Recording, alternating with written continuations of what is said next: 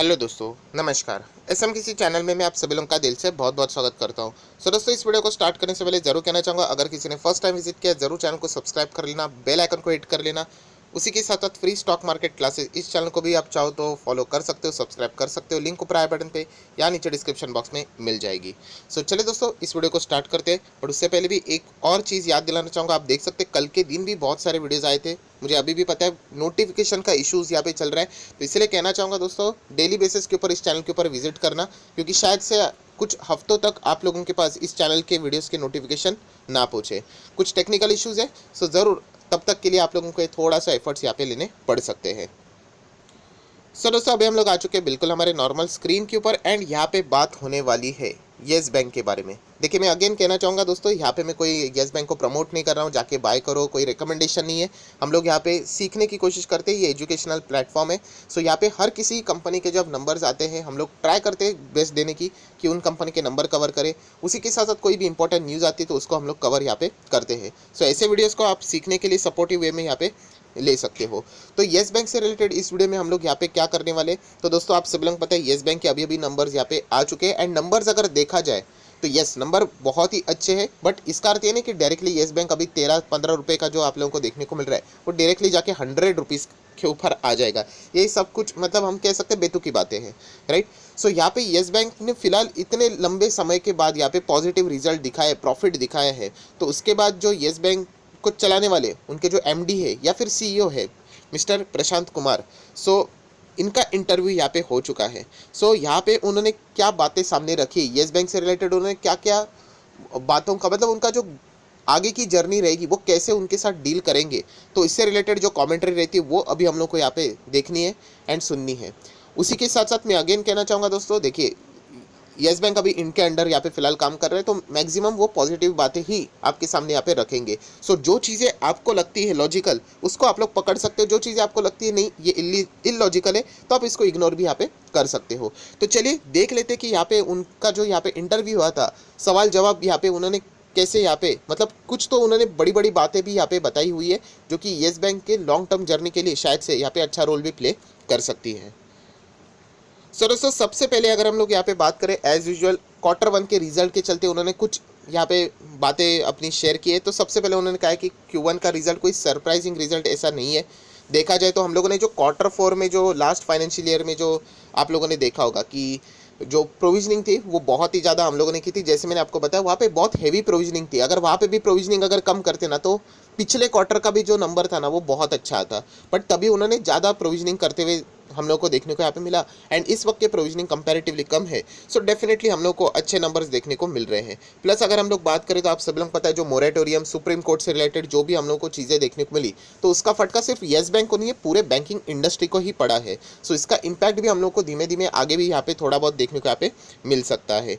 Then अगर हम लोग यहाँ पे बात करें नेक्स्ट इंपॉर्टेंट चीज़ कि यहाँ पे जो इम्प्रूवमेंट है, राइट, अभी इस वक्त तो हम लोग को इम्प्रूवमेंट यहाँ पे देखने को मिली, तो इसका कंसिस्टेंसी हमें चाहिए, तभी जाके आप कह सकते कि येस बैंक धीमे धीमे जाके 15 रुपये का होगा, 16 का होगा, 20 का होगा। उसके लिए कंसिस्टेंसी चाहिए। एक बार प्रॉफिट दिखा के कोई भी रॉकेट की तरह स्टॉक भागता नहीं, एंड अगर भागा इन द केस तो वो नीचे आने के लिए भी टाइम नहीं लगेगा। सो यहाँ पे अगर हम लोग बात करें तो उन्होंने यहाँ पे कहा है कि जिस परफॉर्मेंस के हिसाब से हम लोग आगे बढ़ रहे डिसम्बर ऑनवर्ड्स, येस अभी जुलाई मंथ चल रहा है, राइट, जल्दी अभी खत्म भी हो जाएगा, but December onwards there is a continuous improvement in the asset quality, मतलब वो एनपीएस की भी बात यहाँ पे कर रहे हैं। देखिए येस बैंक का सबसे बड़ा कंसर्न देखा जाए तो वो एनपीए भी है, क्योंकि जो पुराना मैनेजमेंट था आप सभी लोगों को पता है कितने 1000 करोड़ का लोन उन्होंने यहाँ पे ऐसे कंपनीज को दिया था, मतलब जो रिपे करने की उनकी क्षमता ही नहीं है, राइट। क्यों दिया था? ज़्यादा टक्के के लालच में दिया होगा, इंटरेस्ट कमाने के लालच में, विदाउट चेकिंग क्रेडिट वर्थिनेस। ये तो एक बेवकूफ़ी वाली बातें हैं, राइट। जो पर्सन पे ही नहीं कर सकता वो कहेगा कि मैं 50% इंटरेस्ट देने के लिए तैयार हूँ, वो पे ही नहीं कर सकता, वो आएगा कैसे? तो ये बहुत सारी चीज़ें हुई थी, प्लस फ्रॉड भी हुआ था। बट उन्होंने यहाँ पे क्या है देख सकते हो आप लोग, डिसम्बर ऑनवर्ड्स क्या हो सकता है ये देखिए, ये इंपॉर्टेंट चीज़ है।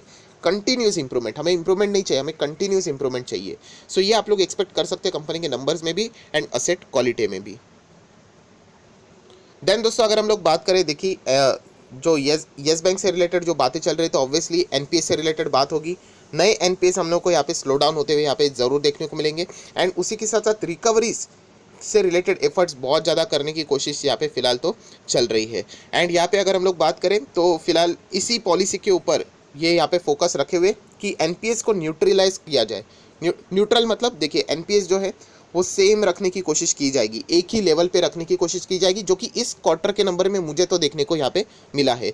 एंड साइमल्टेनियसली क्या किया जाएगा, एनपीएस यहाँ पे क्या करेंगे, न्यूट्रल रखेंगे। एंड जो रिकवरी रहेगी, अगर आप लोग यहाँ पे देखोगे, ये देखिए, अगर रिकवरी जो यहाँ पे रहेगी वो यहाँ पे ऊपर लाने की कोशिश यहाँ पे करेंगे। सो हम लोग यहाँ पे अंदाज़ा लगा सकते हो, जो खराब चीज़ें उसको साइड में रखेंगे एंड जितना पुराना अटका हुआ पैसा अगर उसको रिकवर लेकर आगे बढ़ेंगे तो ऑटोमेटिकली हम लोगों को जो इम्प्रूवमेंट है वो देखने को यहाँ पे मिल जाएगा।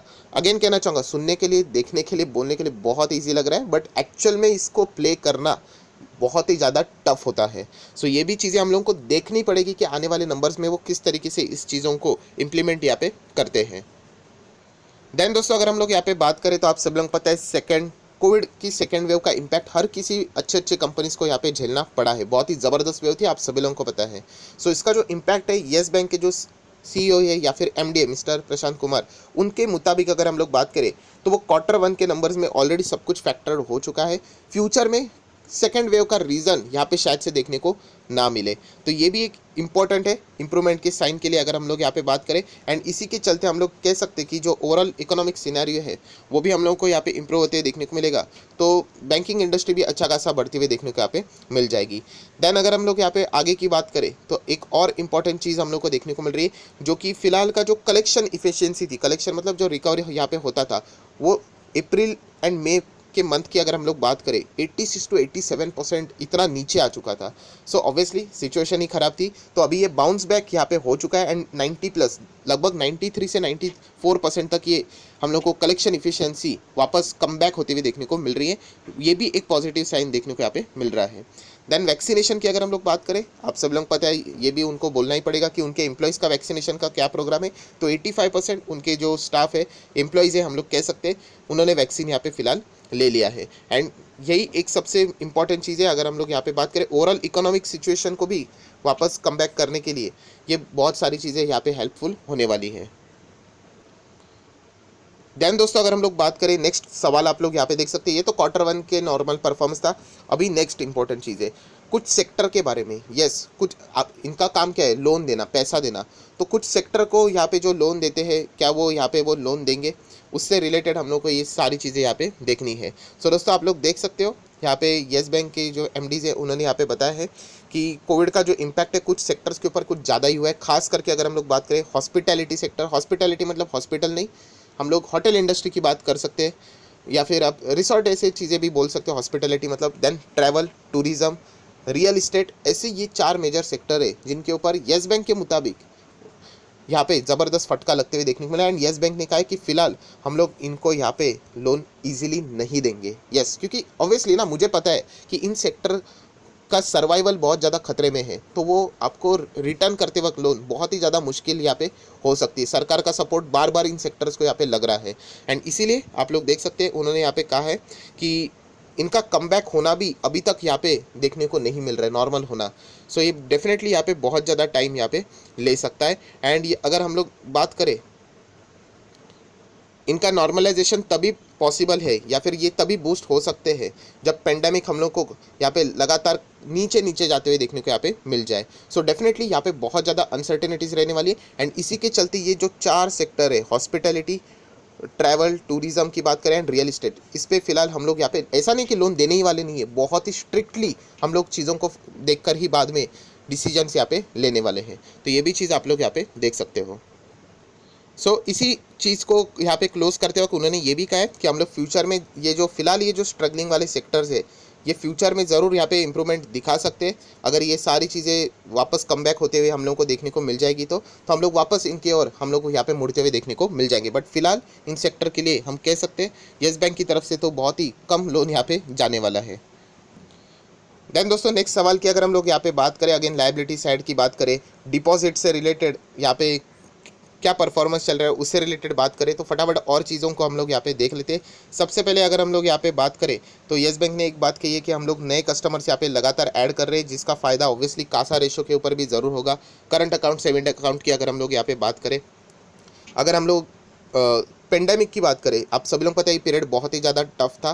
फर्स्ट क्वार्टर की भी अगर हम लोग यहाँ पे बात करें, स्टिल येस बैंक ने यहाँ पे सक्सेसफुली 1,50,000 नए कस्टमर्स को यहाँ पे ऐड किया है। एंड उनका जो आगे का जो टारगेट है वो एटलीस्ट 2.5 लाख नए कस्टमर जोड़ने का यहाँ पे प्लान चल रहा है, क्योंकि कासा का जो ये है रिटेल साइड है वो यहाँ पे उनको इम्प्रूव करने की, मतलब उसके ऊपर बहुत ज़्यादा वो फोकस यहाँ पे रख रहे हैं। उसी के साथ साथ अगर हम लोग यहाँ पे बात करें तो येस बैंक पहले जो कॉर्पोरेट्स को लोन दिया करता था वो अभी सबसे ज़्यादा फोकस ऑब्वियसली रिटेलर्स एंड छोटे बिजनेसेस की ओर ज़्यादा यहाँ पे रख रहा है। एंड आप देख सकते हैं कि उन्हीं से रिलेटेड ये जो 40% ग्रोथ है, मोर देन 40% यहाँ पे उसका भी एक्सपेक्टेशन यहाँ पे वो फिलहाल रख रहे हैं। अभी भी अच्छा खासा चल रहा है और भी अच्छा इंप्रूव करने की कोशिश यहाँ पे चल रही है। प्लस कासा रेशो की अगर हम लोग बात करें जो कि ऑल टाइम हाई था दिसंबर 2019 तक, उसके बाद अभी हम लोग को फिलहाल यहाँ पे बहुत ज़्यादा इंप्रूवमेंट यहाँ पे होते हुए देखने को मिल रही है इस वक्त की अगर हम लोग बात करें तो।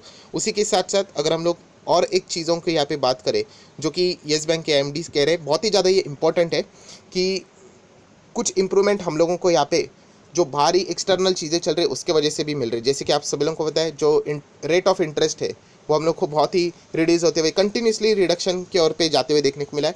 तो इसके चलते आप सभी लोगों को पता है जो कॉस्ट ऑफ डिपॉजिट्स भी है वो भी हम लोग को 110 बेसिस पॉइंट भी यहाँ पे कंट्रोल रहते हुए देखने को मिला है, नीचे जाते हुए देखने को मिला है। तो इसका फ़ायदा क्या होता है कि कॉस्ट कम हो जाता है तो ऑटोमेटिकली आपका इनकम भी यहाँ पे बढ़ जाता है। बट ये कोई लाइफ टाइम तो रहने वाला है नहीं, राइट। एंड इसीलिए येस बैंक कोई इसके ऊपर डिपेंड नहीं रहने वाला है। वो यहाँ पे जो डिपॉजिट्स कैसे बढ़ेंगे उसके ग्रोथ के ऊपर ही फिलहाल यहाँ पे फोकस रखने वाले हैं, राइट। तो ये सारी चीज़ें येस बैंक के जो एमडीज हैं उन्होंने, सीईओ है, उन्होंने ये सारी बातें बोली हैं।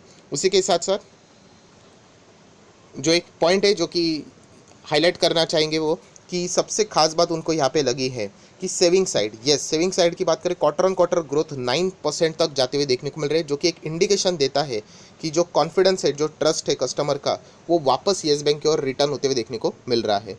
मैं अगेन कहना चाहूँगा जो पुरानी येस बैंक थी वो हट चुकी है, कंप्लीटली हट चुकी है। वो अभी येस बैंक वो तो है ही नहीं, 1% भी नहीं है।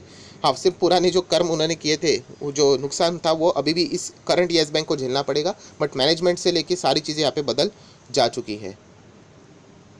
देन नेक्स्ट सवाल की बात करें तो ये ऑलरेडी हम लोग कवर कर चुके हैं कि कौन से सेक्टर को लोन देते वक्त वो सोच समझ कर देंगे, जो 4 सेक्टर मैंने आपको बता दिए।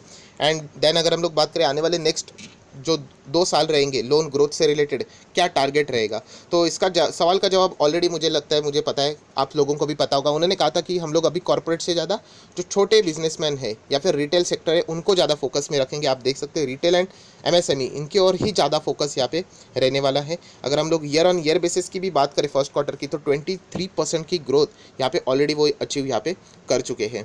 देन जैसे आप सभी लोगों को पता है ये सबसे मेन उनका टारगेट है कि 60% तक का कॉन्ट्रीब्यूशन पूरे लोन का ये रिटेल एंड एमएसएमई की ओर वो यहाँ पे करना चाहेंगे, मोड़ना चाहेंगे। किसका? टोटल लोन बुक का।